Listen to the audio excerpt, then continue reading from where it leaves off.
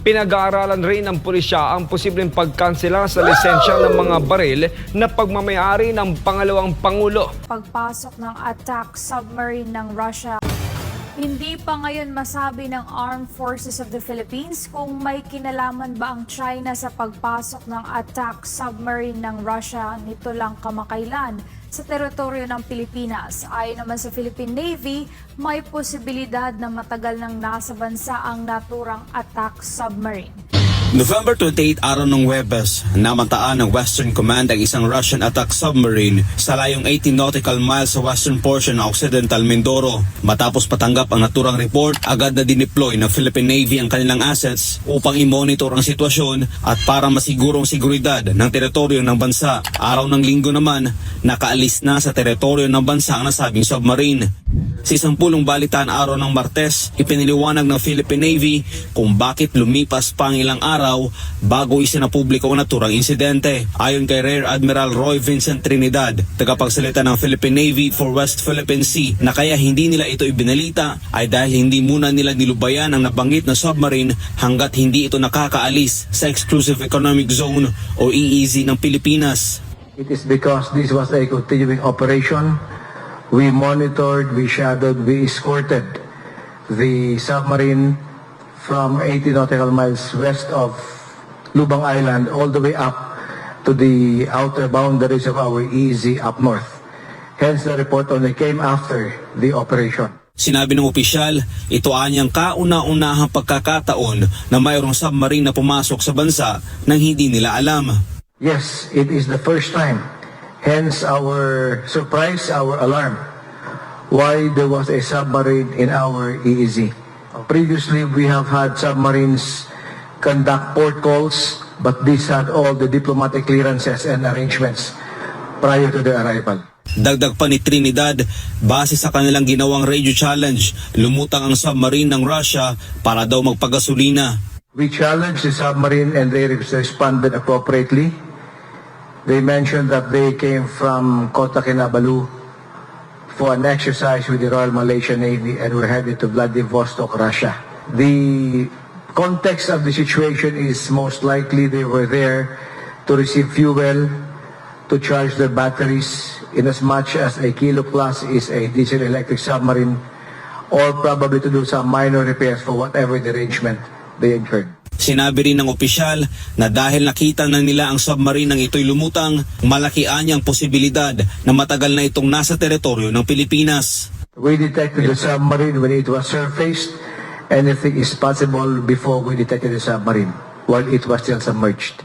Sa huli, sinabi ng AFP na hindi pa nila ngayon masabi kung ang pagpasok ba ng submarine ng Russia dito sa bansa ay may kinalaman sa alyansa nito sa China. This is a single incident that could not yet be the cause for any conclusion on the defense ties between China and Russia. Suffice it to say, the Philippine Navy, the armed forces will continue monitoring our exclusive economic zone. Para sa Diyos sa Pilipinas kung mahal, Almar Forzuelo, SMNI News. Bukod sa mga kasong isinampa ng PNP laban kay VP Sara Duterte, pinag-aaralan rin ng pulisya ang posibleng pagkansela sa lisensya ng mga baril na pagmamayari ng pangalawang pangulo.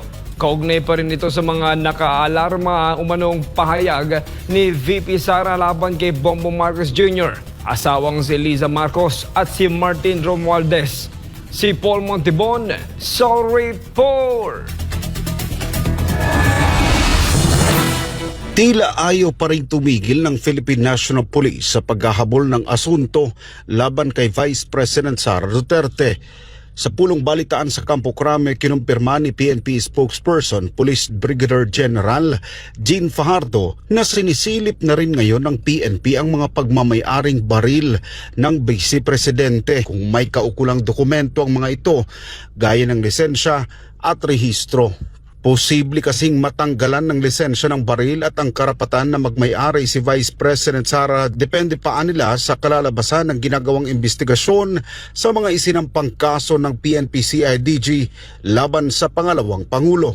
Matatandaang naghabla na ng mga kaso ang PNP laban kay VP Inday Sara dahil sa insidenteng nangyari nitong nakaraang Sabado kung saan sinaktan raw ang ilang tauhan ni Marbil sa paglilipat noon sa Chief of Staff ni VP Sara na si Attorney Zulaika Lopez. Isa lamang ito sa mga dahilan ng maanghang na pahayag ni VP Sara laban sa mga taong pinaghihinalaan nitong nasa likod ng kanyang political persecution. Sa ngayon, Ani Fajardo, masyado pang maagaan niya para pangunahan ang magiging resulta ng kanilang investigasyon sa Vice Presidente. Para naman sa dating Chief Presidential Legal Counsel ni si Attorney Salvador Panelo, hindi na bagoan niya ang mga ganitong klaseng taktika para lang masira ang pangalan at reputasyon ni VP Sara. Ang ending anya, politika pa rin ang dahilan ng lahat ng ito. Kasi sabi ko nga lang, lahat itatapon sa kanya. Tama ng bagyo, quick, lahat na, lindol, pati lahat yan. Talagang yan ang political agenda. Nauna nang sinabi ni Vice President Sara na nakakahiya ang PNP dahil sa kabila ng pagkakaroon nito ng intelligence fund ay hindi nila alam na mayroong banta sa buhay ng pangalawang Pangulo. Para sa Diyos at sa Pilipinas kung mahal, nag-uulat Paul Montibon, SMNI News. Nakakahiya at walang basehan. Yan ang buwelta ng dating tagapagsalita ng Malacanang sa mga naghain ng impeachment case laban kay Vice President Sara Duterte. Si MJ Mondihar sa report. Well, unang-una kung sino man po yung gumawa ng impeachment, nakakahiya po. Yan ang maanghang na banat ni former presidential spokesman Harry Roque sa mga nagsampa ng impeachment case sa Kamara laban kay Vice President Sara Duterte. Bukod sa kahiya-hiya, pinuna rin ni Attorney Roque ang mababaw na grounds for impeachment laban sa vice na anyay walang kwenta. Ako po ay nag-draft na ng 3 impeachment complaints sa aking karera. Hindi naman ako magsasampa ng ganon. Wala namang kabisibasihan ang mga impeachment grounds niya. Patibing pagiging di umano spoiled brat ay naging ground na for impeachment. Buwan ng Setyembre pa lang ngayong taon nang unang sabihin ni Vice President Sara Duterte na dry run sa kanyang impeachment case ang mga pagdinig laban sa kanyang confidential at intelligence funds. At hindi nga siya nagkamali dahil may impeachment case na ngayong hinaharap ang bise. Hindi bababa sa 1/3 na nasa higit 300 kongresista ang kailangan pumabor sa impeachment para ma-endorso ito sa Senado. Katumbas yan ang hindi bababa sa 105 na mga congressman na dapat pumabor sa pagpapatalsik kay VP Sara. Hawak ni Speaker Martin Romualdez ang supermajority sa Kamara. Isasalang muna sa House Committee on Justice ang impeachment complaint laban kay VP Inday para suriin kung mayroon bang sapat na basihan ng reklamo. May 60 days naman ang komite para maglabas ng report at rekomendasyon na pagbobotohan naman sa plenaryo. Pero may panahon pa kaya ang Kamara para ipa-impeach ang bise ngayong nalalapit na ang campaign period sa 2025 midterm elections? Pero sa panahon ng eleksyon, I'm sure itong mga kongresista mag-iisip kung nais nilang magalit yung 32 million na bumoto para kay Inday Sara Duterte. Sakaling lumusot sa Kamara, magkakaroon ng impeachment trial sa Senado. 2/3 ng mga senador o 16 na boto ang kailangan para mapa-impeach VP Sara. Payo naman ni Roque sa mga kongresista. Mag-iisip ako ng 10 beses bago ako magsuporta na walang basihan na impeachment complaint. Para sa Diyos sa Pilipinas kung mahal, MJ Mondihar, SMNI News.